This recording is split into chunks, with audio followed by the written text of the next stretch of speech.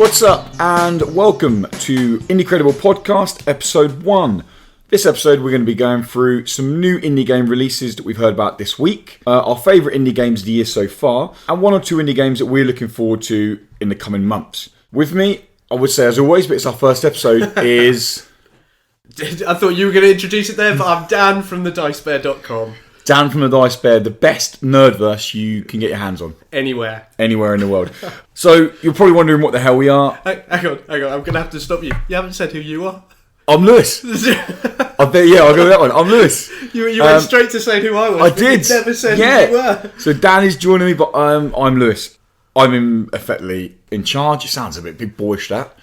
I am effectively in charge of Wookie Woody Gaming. Wookie Woody Gaming is a website that focuses solely on indie games for the console platforms, Nintendo Switch, PS4, Xbox One.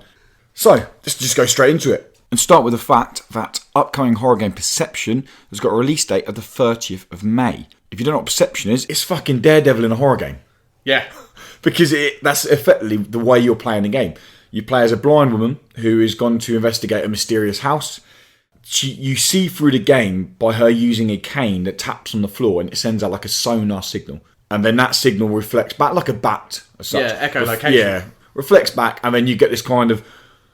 The best way to describe it is the original Daredevil movie does it a lot on how he sees it. The new Netflix series, I don't think does it at all. No, but the original movie done it in this kind of blue, almost like you're underwater vision. For how bad that movie was, that part was actually really nice. How they described how he saw the world and could see the world through sound bouncing off objects, and that's how he could see where everything was. And from the video clips you showed me of this game, that's kind of what they were doing. Yeah, no, definitely.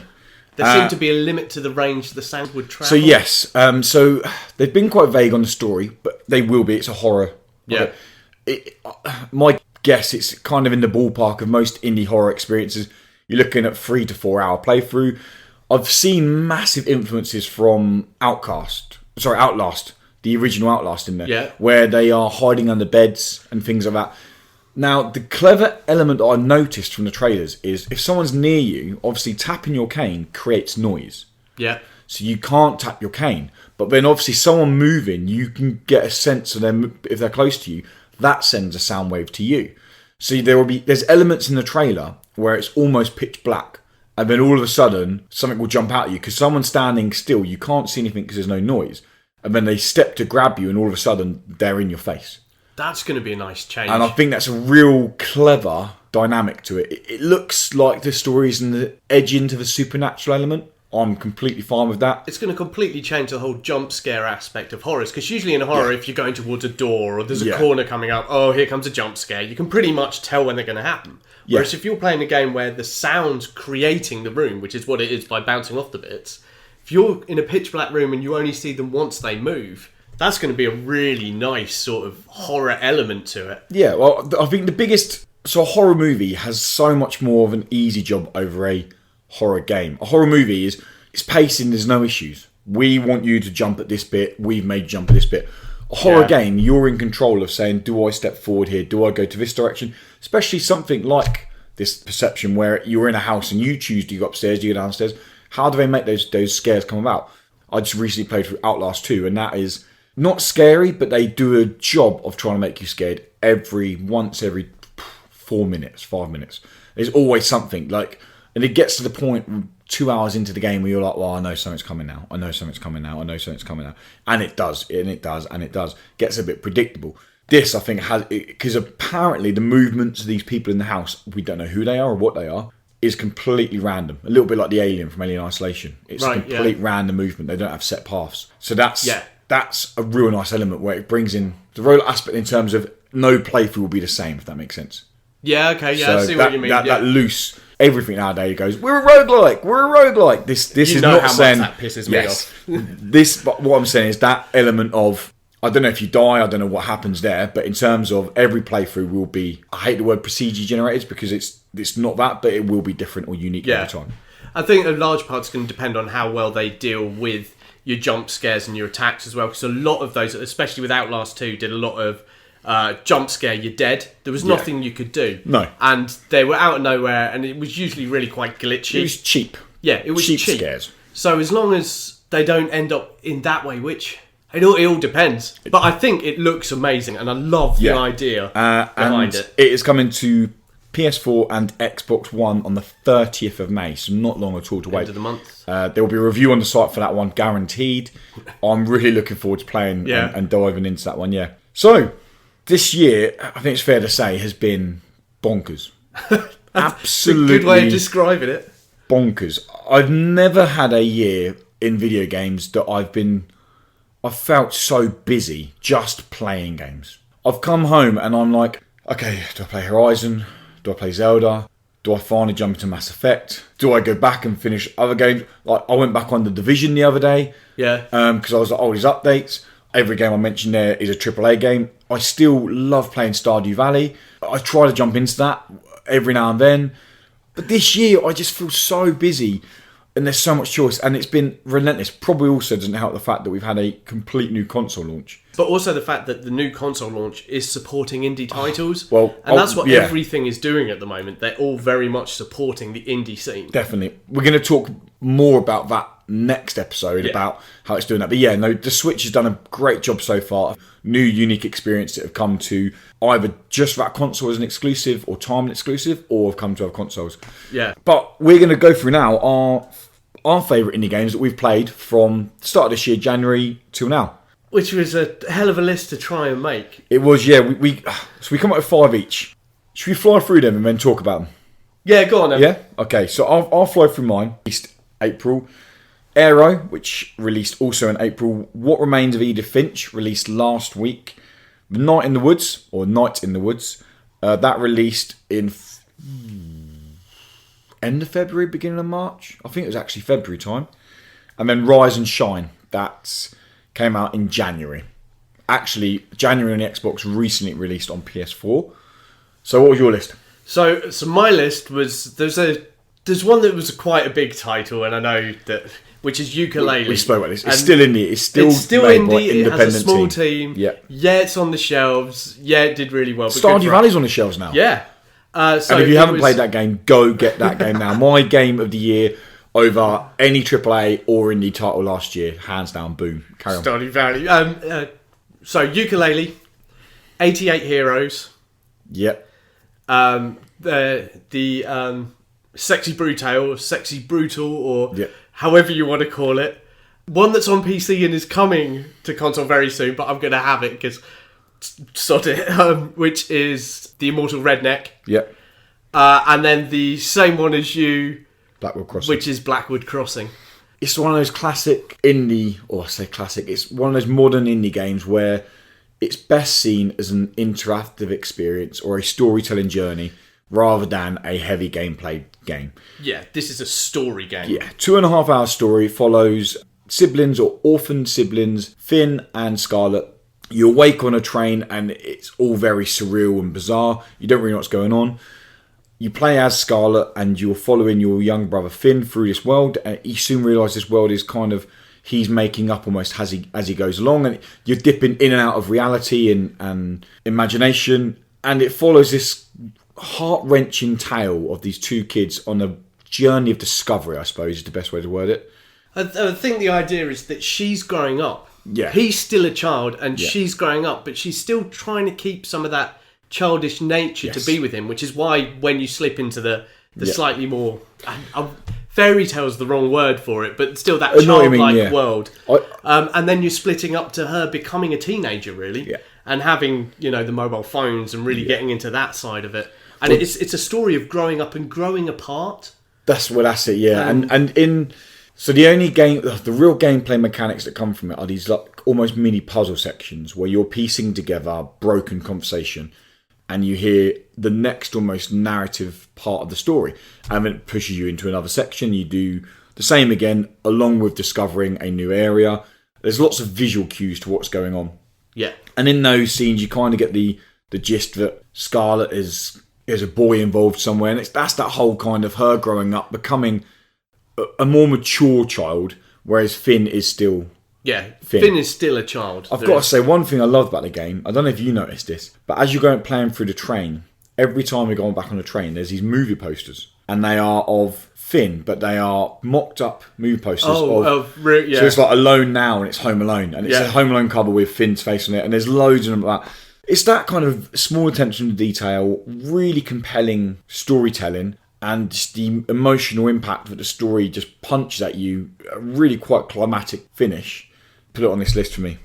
I've got to say, one of the things that I've noticed recently from discussing what our top fives would be and going through this before doing the podcast was remembering this game. But then also recently, the Tales from the Badlands came out. The Telltale game. Which is, yet again, it's a story adventure. And it's about telling a story, and you get to have little bits in it. It's nowhere... Tales of the Badlands is nowhere near as good as this, and everyone raved about Tales of the Badlands is the Borderlands. Borderlands game. So I've just downloaded it on PS Plus because I've never... Confession here, I have never played a Telltale game. Really? Really. What, none? Never. Okay. I almost dived into Batman because I was like, it's fucking Batman. It's Batman, yeah. I almost dived into Guardians of the Galaxy recently, and I was like, I just haven't got time at the moment. And then I saw this was free, and my mate was banging on about it's his favourite Telltale game. It's the best Telltale game there is available. So I was like, I'm going to jump into it. I'm going to play my first Telltale game, Borders of the... Sorry, it's not the best Telltale game. Tales of the Badlands. Yeah, or Tales of the Borderlands. Whatever it is, I can't remember the names. But I was playing it, and this is a story game. You kind of, yet again, you're choosing what they say at different points, and it has different effects, so it's kind of branching. It felt slow, and I didn't really feel involved, which is completely different to these two siblings growing up. And that one, I just got so involved with the story that I didn't mind it going on, where I've played an hour of the Telltales game, and I've stopped. I'll jump back on it again later, but I don't have that whole feeling of I need to know what happens next, what's going on around me. You know, it really sucked me in. And definitely, it's the kind of game similar to. There's another game, Gone Home. I go back every year and play Gone Home once or twice a year. I know everything is. I've platinumed the game. I say platinumed it. I have platinumed now actually, or there's not actually a platinum trophy. I've done everything I can. You've done all the bits on there, right? But I just love hearing that story again. And I can see Blackwood Crossing jumping on that list as well, 2.5.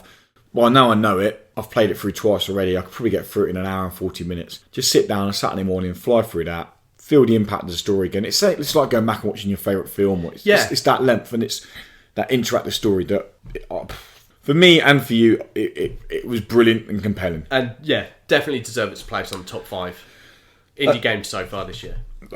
Well... Clearly, I agree. Great minds think alike. There we go. It's the only one we have that's the same on our 2 top 5s, but it's there.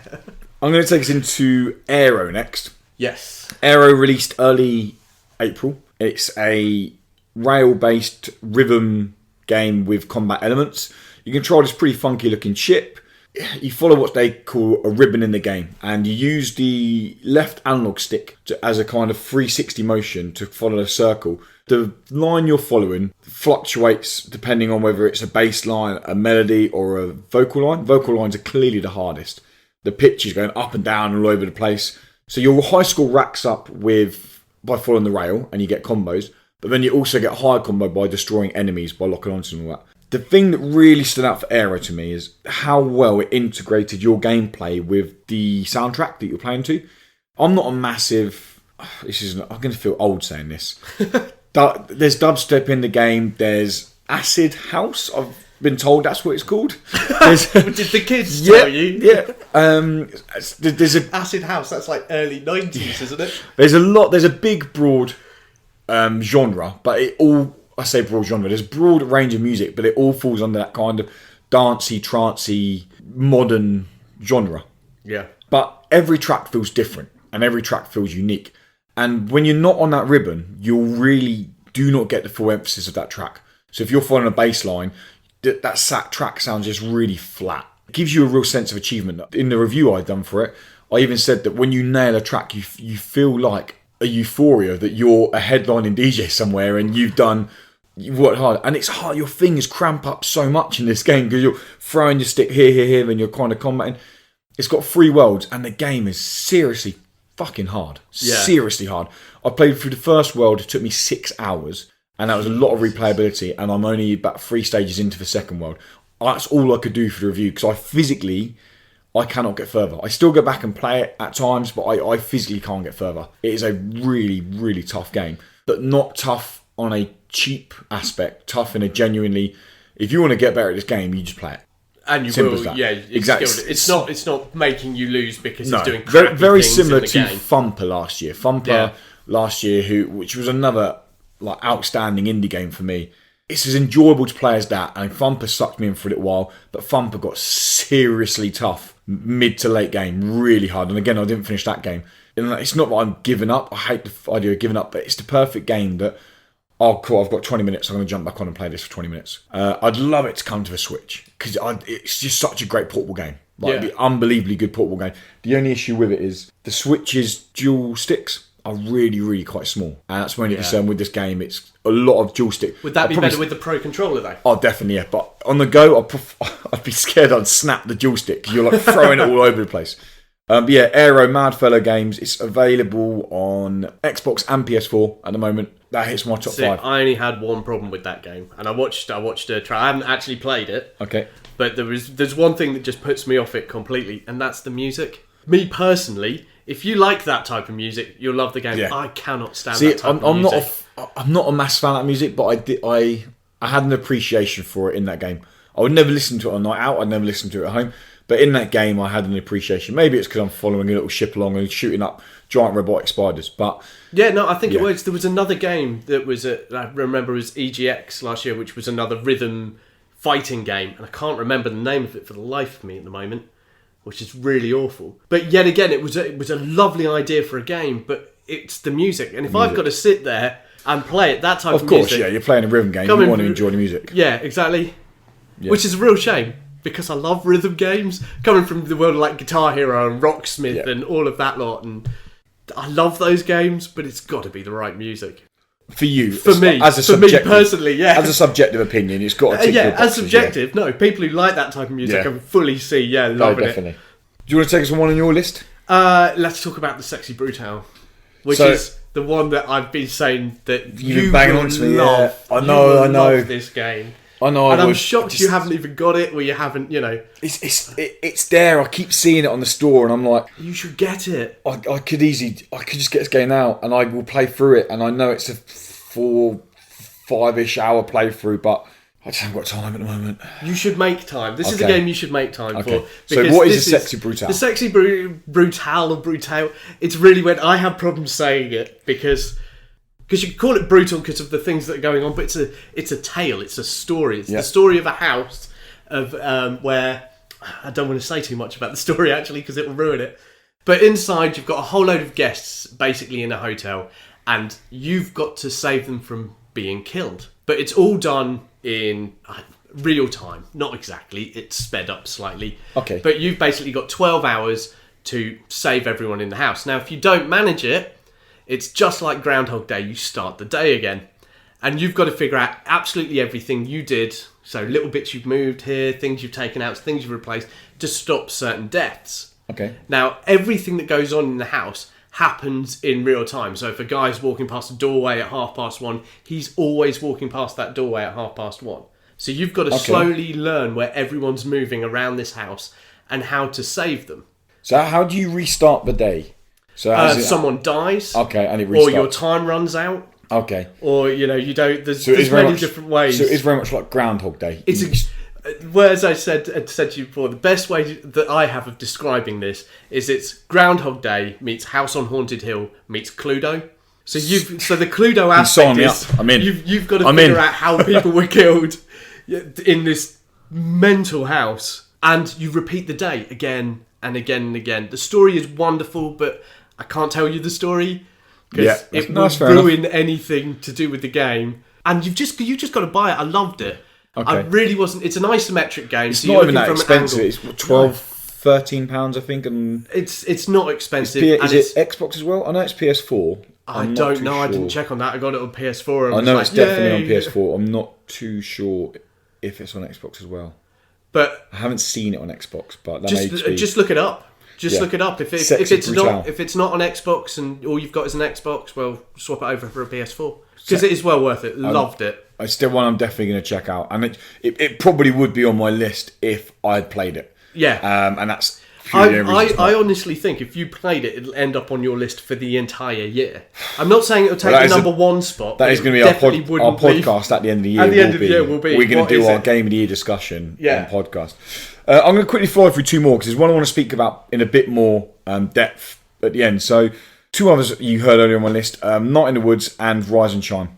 Night in the Woods is a 2D, I say 2D, a side-scrolling game that follows a cat called May Broski, drops out of university, comes home to her, I can't even remember what it's called now, it's really bad, I can't remember what the village is called, the town's called now, but comes home and everything is as it was before, but slightly different.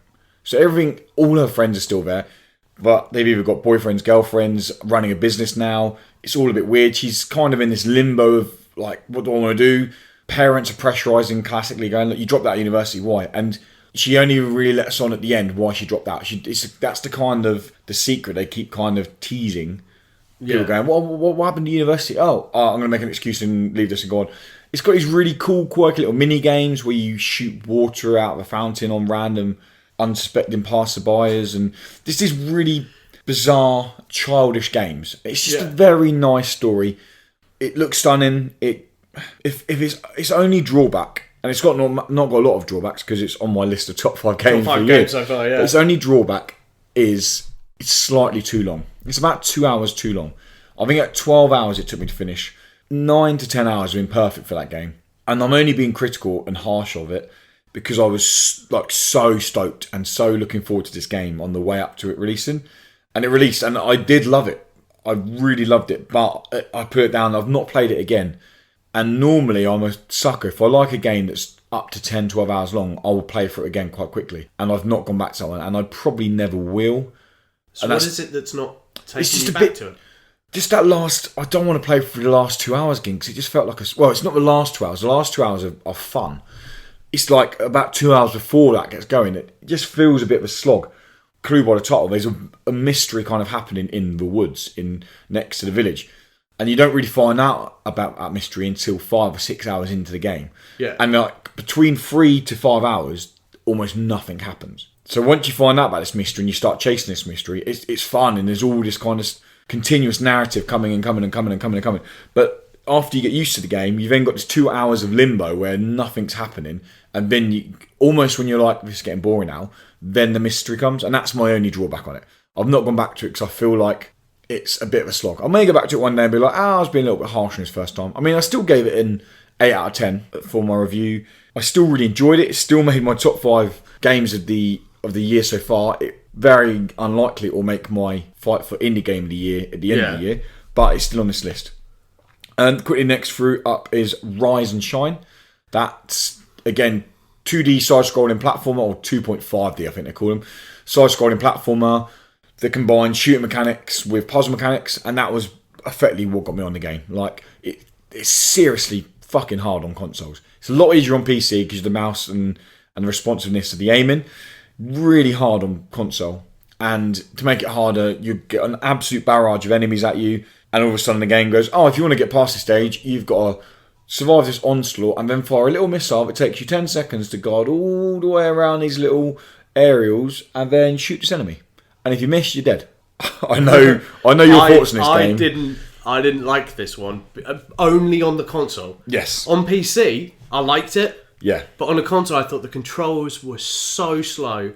And really, it felt like playing it in a big vat of jam. Everything was just slow and groggy and hard to use. But then, and it was just frustrating in the end. If you've got a little bit of experience on PC. I literally have 0 experience when it comes to PC.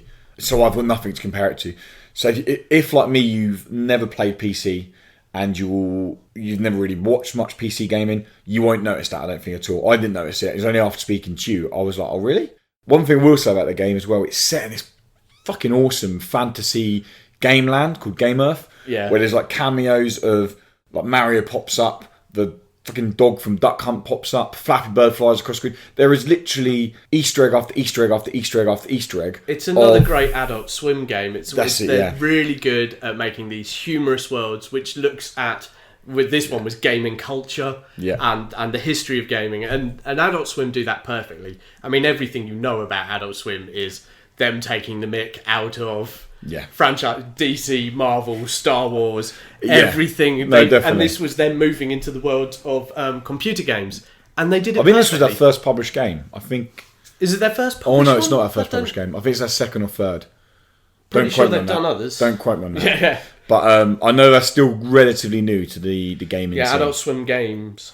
But yeah, that's Rise and Shine. That's available on Xbox and PS4 now. It only just came out on PS4, actually. There's a review up on the site if you want to fly through it.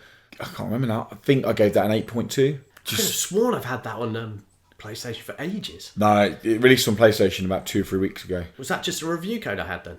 Possibly, yeah. Possibly. It's cool. Do you want to take us? I get confused by when do we have them? Do you want to take us for your last one?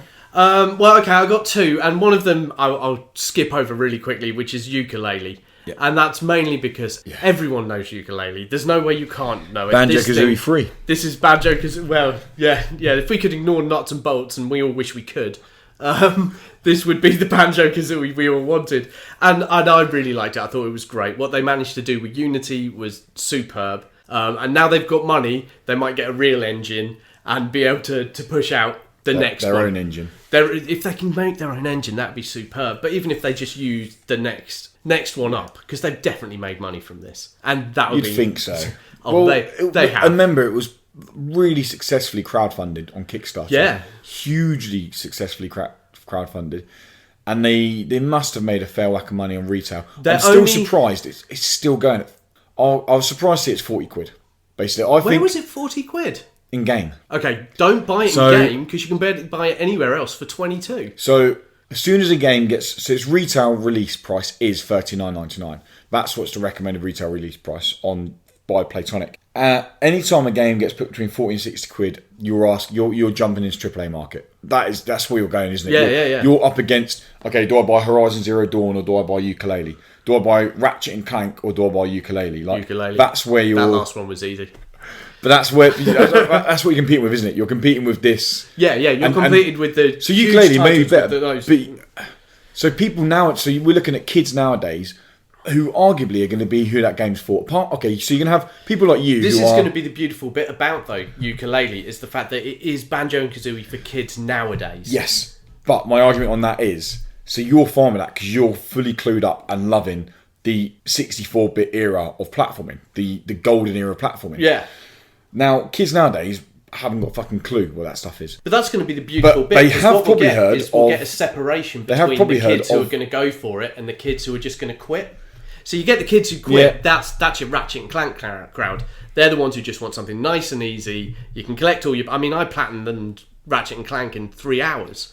Yeah. I got all of the achievements in 3 hours. It's not a very long game. It's not a long game. And when you've played all of the Ratchet and Clanks before, which I have, you know exactly what you're doing. You can piss through it nice and simple. But this is the challenge game. This is what gets kids into speedrunning. This is what gets kids into doing the 100% bit. These are the Twitch champions of the future. The naive kid who gets... I say naive kid, that sounds really harsh. The kid who gets a 50 quid worth of vouchers once a year for his birthday, goes in, 10-year-old kid who's buying a game.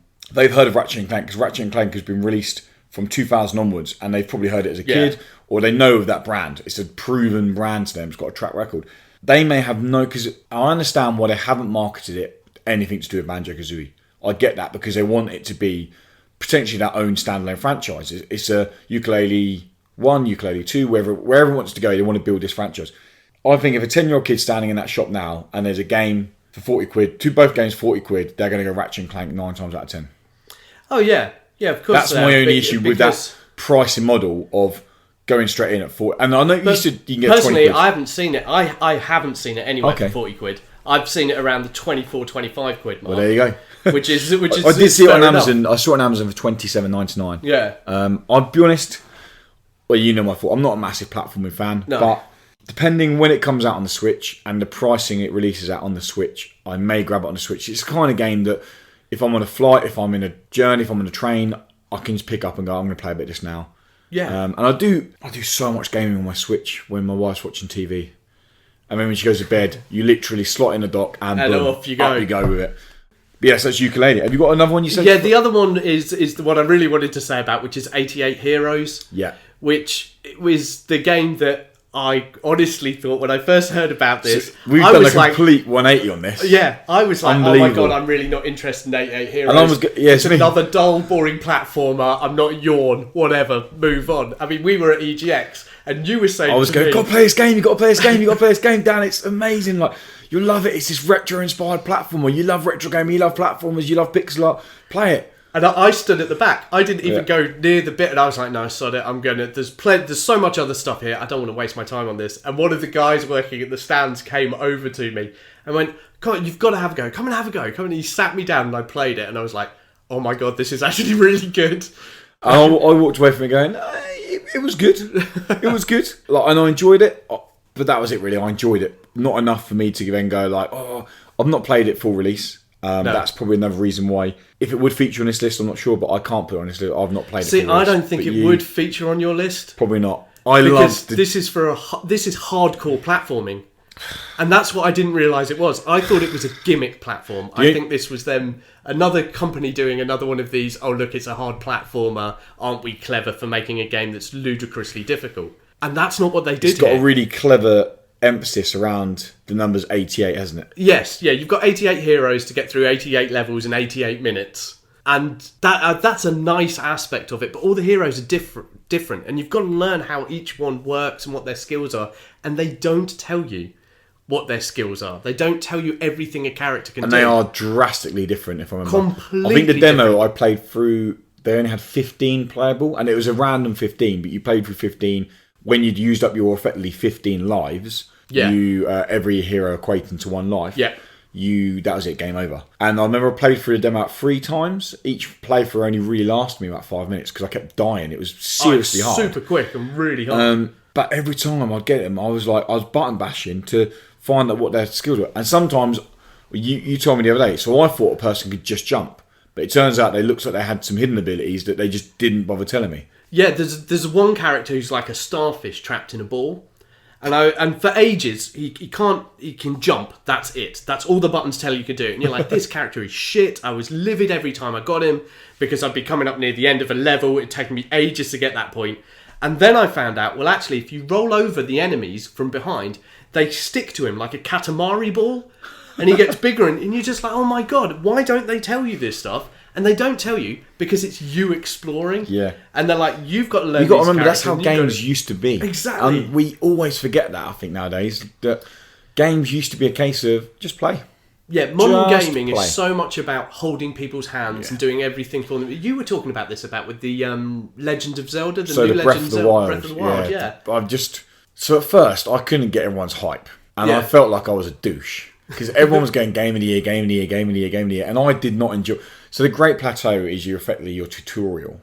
But tutorial is very loosely used in that.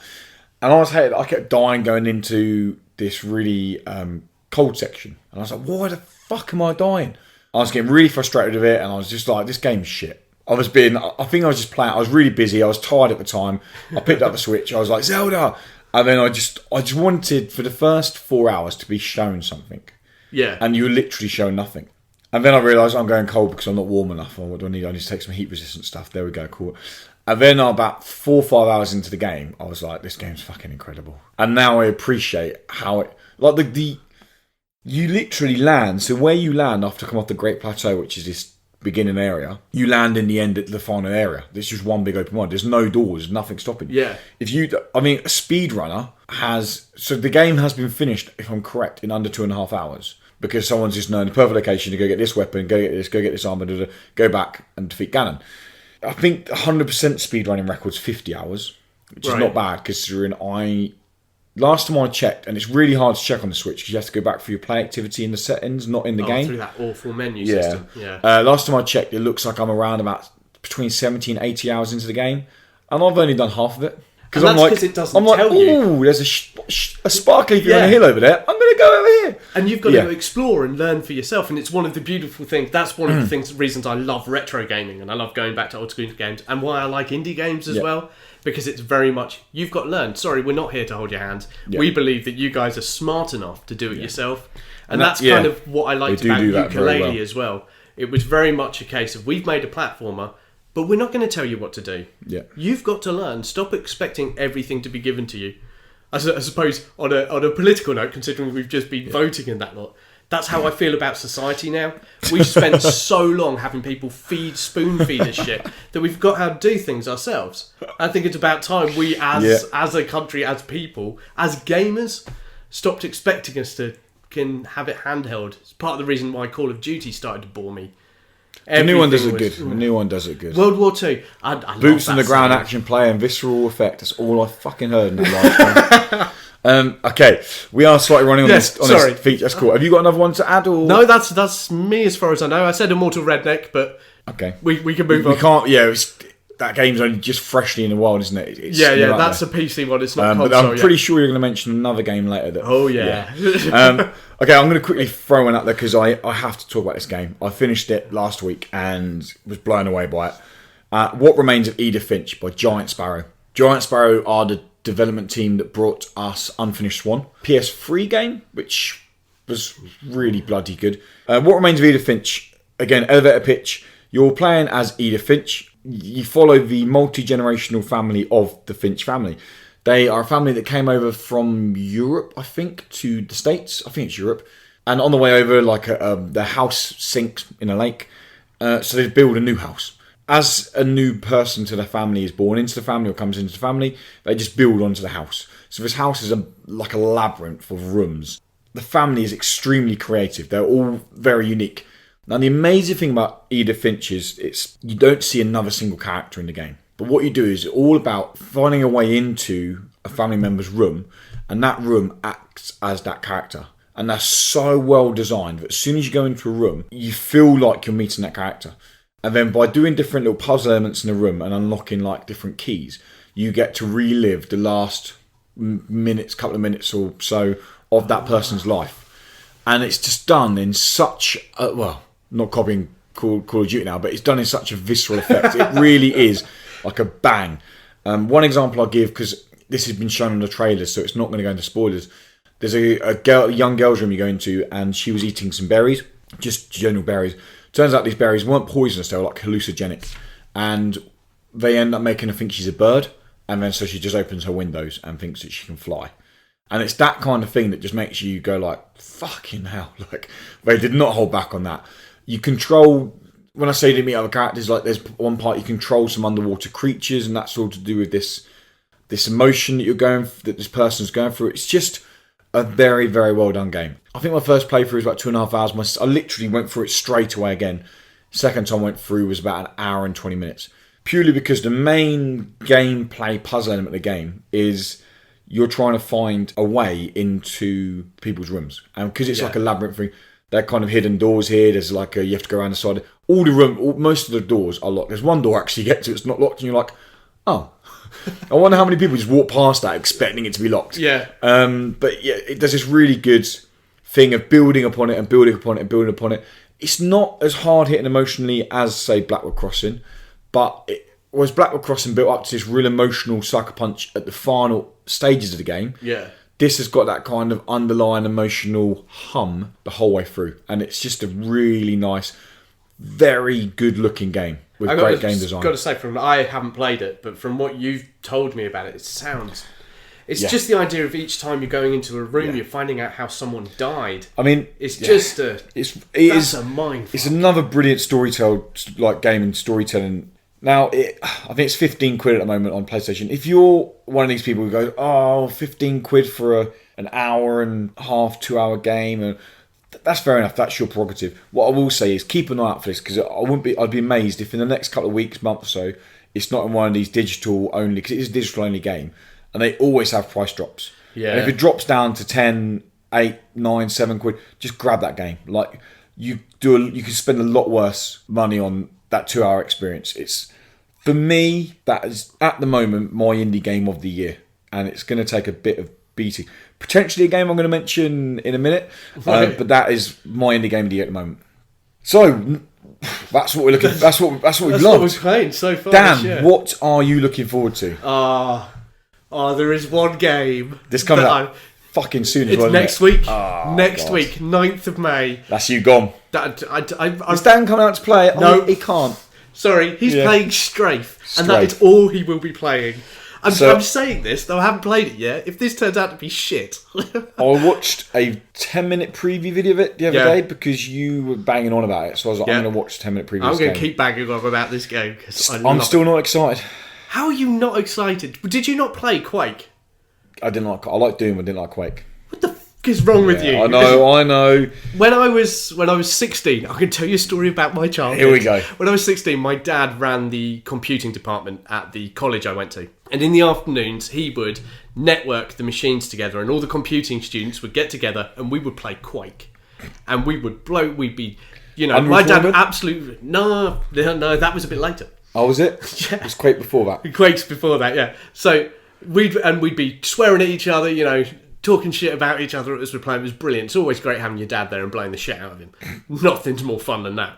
I loved Quake. Quake was my shooter. That's the one. I'd played Doom before and Castle Wolfenstein and all of that lot. Yeah. Played those, but Quake was the one that really got into this. And what Strafe is a roguelike or Rogue Zero, as I prefer to call them, version of Quake. Okay. And they've taken the Quake graphics, but they put it in a modern machine so it can deal with more monsters, more blood, more bullets, just more everything. And you get to blast your way through all of these classic looking enemies with pixelated blood blasting everywhere, and it's just amazing.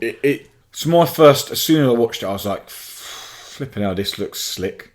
Yeah. It felt weird because it felt weird looking at a game that deliberately looks so dated. Yeah. But looks so modern at the same time. So the movement and the feel and the way you strafe. It's the movement and the level design is modern. Feels modern, but it looks so... I'm right in thinking it's called Strafe 1996. Yeah, it's from 96. And what was the tagline on it? Because that made me laugh. It was something like... I don't know. They've got loads of different taglines about blowing the shit out of 1996 or something like that. It could be. That you just visit, if you go to strafe1996.com and just have a look at that webpage. That's Devolver Digital, isn't it? Devolver Digital are publishing that one. Yeah, Who's developed that one? I'm in touch with them all the time, going, "Hello, I love your game," because they've just put out there what you'd get for the ultimate pack. Yeah, I saw this. And you get the soundtrack on cassette. You get a floppy disk. I'm not sure what's on the floppy disk, to be honest. Please if anything, you can't. It's 3.5 meg. How are they going to put the game on there? Do you think fucking games used to come on those? Oh man, the things I look back on. I remember Secret of Monkey Island and having the many discs. I remember playing Adventure. Adventure. Oh my god, that's really old. Yeah, we had a shit computer when I was growing up, and it couldn't run Doom or anything like that. So I remember my friend gave me Adventure, and what made me think of that was I recently read Ready Player One, and it talks a lot about Adventure. Yeah, but you also get Pogs in the special edition, and everything is just it's about this whole nostalgia and then beefing it up for the modern generation. So Strafe, that's this week. That's this Tuesday coming. So Tuesday the 9th of May. Tuesday the 9th of May, and I'm buying that. I'm going to play it. I'm going to review it, and then I'm going to play it, and then I'll put some stuff up, and then I'll play it, and then I might have something to eat, and then play it. I've got 2 games on the list. I'm going to actually just quickly touch one, because Tacoma by Fulbright, I've already mentioned. Gone Home is like one of my favourite games of all time. AAA, indie, I don't care. It's just an unbelievably good, well-developed game. Tacoma is the spiritual successor. It's the follow-up. It's effectively Gone Home in space. I'm only touching on this because it said it was going to release late 2016. Then they said Q1 2016. Now they're saying Q2 2016. I've not heard anything. I still don't think it's going to come on Q2 2016. 2017. It's going to come sometime this year. I'm looking forward to it. But another game that I know is coming sooner is Figment by Bedtime Digital. I never heard of Figment until last month when I went to EGX Res. Yeah. It ended up getting in my top 5 games of the show. It is absolutely stunning. Like, if you're listening now, pause this, get on YouTube, type in Figment game, and just look at how stunning the game is. It's completely hand-drawn illustrations. Oh, nice. It looks like a Roald Dahl novel illustration. Blake. Yes. Sort of, yeah. It's just absolutely stunning. You play as this guy called Dusty, and he's like the character of courage inside this person's mind. And you're playing through in the mind of this person who's currently going through a trauma. Now, the developers who I played the game with were very secretive on what the trauma was or the emotions the person goes through. But effectively, there's these nightmares, and the nightmares are played out in these little characters. They've got like bird beaky noses, and they kind of run around this illustrated world. And it's real vibrant illustrated world. It's got these real contrasting, dark, smoky creatures just appearing in them. It's 90% puzzle game, 10% action. And the action comes in very basic combat form. It's mostly done through these puzzle elements. It's got to feel like Monument Valley to it. Okay. How that kind of, that surreal 3D world, and you're like, is that going up or is that going across? Like, and that art design there, it's a gorgeous looking game. It played amazing. The sound design in the game is incredible. And I played it with headphones on, and the little things, so when you're in a person's mind, there'll be like halfway on this platform you're on, there'll be some trumpets coming out the ground representing flowers. So the guy was telling me, if you're in a happy state of that mind, as you go towards those trumpets, you'll start hearing happy music. Right. But then if all of a sudden you start hearing some mysterious lurky music, it means there's a nightmare in there. But as you walk away from them, it goes quiet again. So hang on, is this like the fairy tale bits where you have the two paths? One's all nice and shiny and one's all no, dark so there's one path, there's one ending, it's choices that make a difference.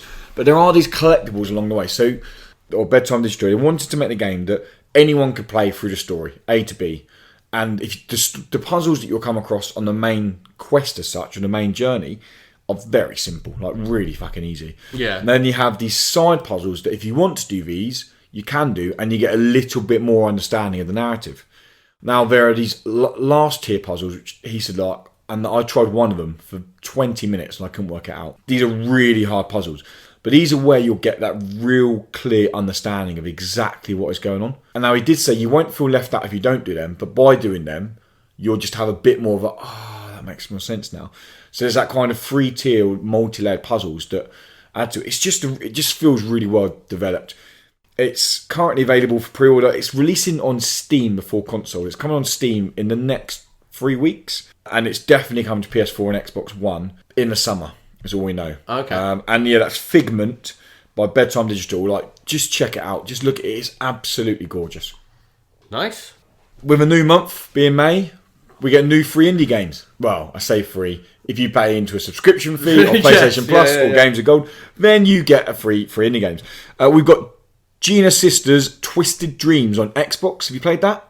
Yeah. It's a fast-paced platformer, tricky level design. I mean, I've not played it. I've watched a video for it. The art direction almost made me play it because it's real cool kind of fantasy art direction. It's got a nice switch between the characters. There are some nice puzzling platformer elements to it. But you got to remember, it's free. Hey, listen, free. I get them all. I download every game at the start of the month. I don't care what it is. It looks. If you're a platforming fan, then jump on it. Yeah. Again, professional judgment. I reckon you're looking at no more than a 3-hour game, and you're probably done 3-4 hour game. It looked a lot like Rayman. It reminded me a lot of Rayman, the way it moved and that fast, quick platforming. It's very quick. Okay. It is about being quick and being fast with your movements and knowing the levels. There's a lot of level knowledge involved in it. Nice. PS Vita, we got Type Rider. Don't know anything about that. Don't really know about that one. And Laser Disco Defenders. Have you played Laser Disco Defenders? I haven't played it yet, but I have downloaded it. Fucking awesome. Laser Disco Defenders is so good. Twin stick shooter. It's in this kind of 80s disco themed world where mirror balls will shoot out lasers that you've got to dodge, and it's just bonkers, crazy. Yeah. And you can have up to 4 players playing in multiplayer matches. It's nice. just really good, fast-paced fun. Perfect Vita game. Yeah. And the final one is Alienation. Alienation, it may not seem an indie game. It was published by Sony, but it's developed by Housemarque. If you don't know Housemarque, they also developed Dead Nation, which is one of my favourite isometric action twin-stick shooters of the last 5 years. It's just... Well, you played it for the first time today, didn't you? Yeah. I didn't even know about... What was it? Dead Nation. I didn't know that one. I played Alienation for the first time today. First thoughts? I'm loving it. Yeah. It's nothing clever.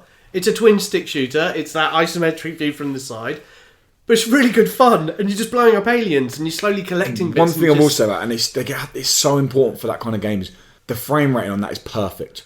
The visuals are perfect and it looks like stunning. You have 60, 70 enemies on screen at one time, and then, well, you're probably in early stages.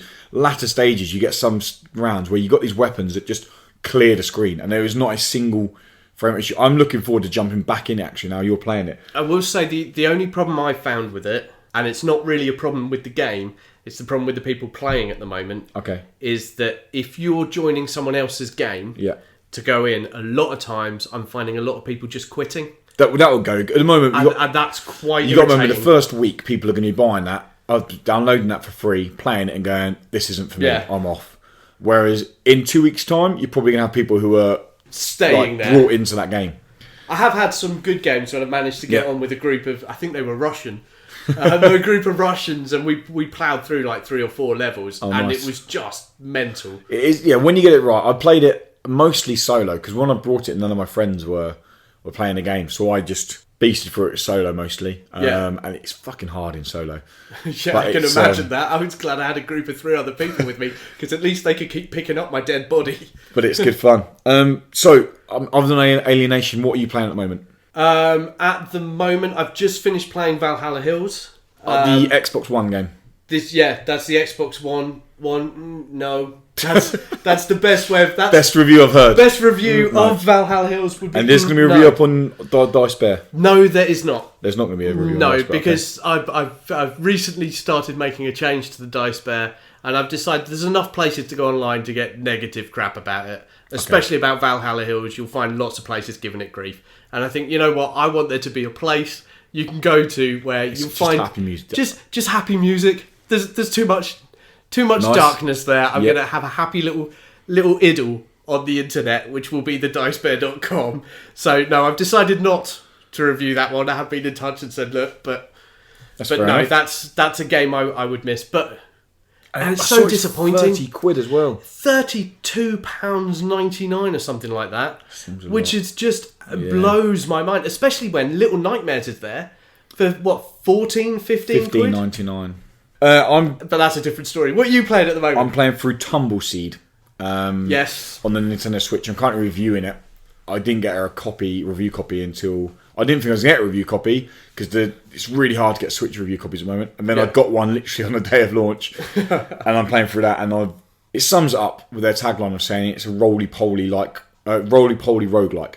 That is literally what it is. You use your analog sticks to control a beam up a mountain, and on that beam is a little seed, and you've effectively, the main aim of the game is to avoid the holes on the mountain. It's procedurally generated, so every time you go, there's no learning levels. As you go higher up, you've got different animals trying to eat you, and you also get seed power-ups, and they're really clever how they do. So what you do is you plant, there's little checkpoints, and you plant seeds in these checkpoints. Yeah. But each seed you plant has a different outcome, and you have to sometimes plant 3 seeds. So you have to get these little shards. If I plant 3 shards, I will then get... So if I plant 3 seeds, I will then get 2 shards, and I can use these shards to plant a flag post down. So if I die, that's where I start from next time. Right.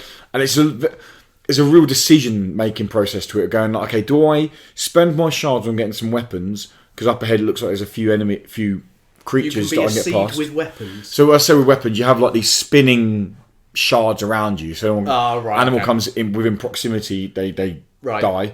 Or there's other ones you can plant bombs, and then if an animal goes near that bomb, there's nothing you can fire projectiles, but you don't fire projectiles yourself. You set up like a little turret, right? And when you go near it, it kind of shoots something. Kind of like a tower defense sort of thing, in a line. I mean, there's so much going on that game, and it's seriously hard. I mean, I tweeted today, I was so proud of my highest score, which was like 263. Yeah. And that was 27th in the world at 263, and that's just how hard it is. Like so the daily challenge today, I saw there was 420 scores submitted for that. So it's being played a fair bit, and that's just on Switch. I imagine most people are probably playing it on PS4. It's available on both. Right. But yeah, Tumbleseed released this week, and I have just got the code for Lethal League, which we are going to be playing. We're just about to give that a go, aren't we? We're going to be putting up a Let's Play of that later this week, and a review next week, which is a really bizarre-looking fighting game where you effectively just smash a baseball at each other's face. Yeah, you showed me video clips of that one. I was like, that's literally it. What on earth is happening? Yeah, that's it. So that wraps up this week of the Indie Credible podcast. We're a new podcast. We are an established website. We're a new website. We've been around for just under a year. If you guys are interested in the indie gaming scene, focusing on the PlayStation 4, Xbox One, Nintendo Switch, then be sure to either subscribe to our podcast, iTunes. If you're feeling really generous, then you can jump over on Patreon and you can support us. We do throw some stuff your way. Support us on Patreon. You can start at $1. I think it's like 70p. And that will throw your name in the hat for our monthly raffle. And this month we are giving away a copy of Rain World, which is a really cool indie game. And that'll be drawn at the end of the month. You can find the podcast on Twitter and Facebook, which is at WWoody Gaming. You can find myself on Twitter at WookieWoody, and the W and the zeros, I always get this wrong, sorry. The O's in Woody are spelt with zeros. And Dan, where can we find you? You can find me at thedicebear.com or at thedicebear on Twitter. If you enjoy what we've done here and you really like it, it really, really helps if in just down below you write a little review and give us stars, because what that does is it bumps the podcast massively. up the ratings. Massively. It means more people can find us, and the more people that find us, the more of these we can do, and the more fun we can have, and the more rewards we can give at the end of each month.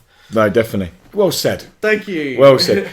Thank you very much for listening, guys. And next week we're going to be going over which console platforms support indie games the best. And until then, adios. Bye.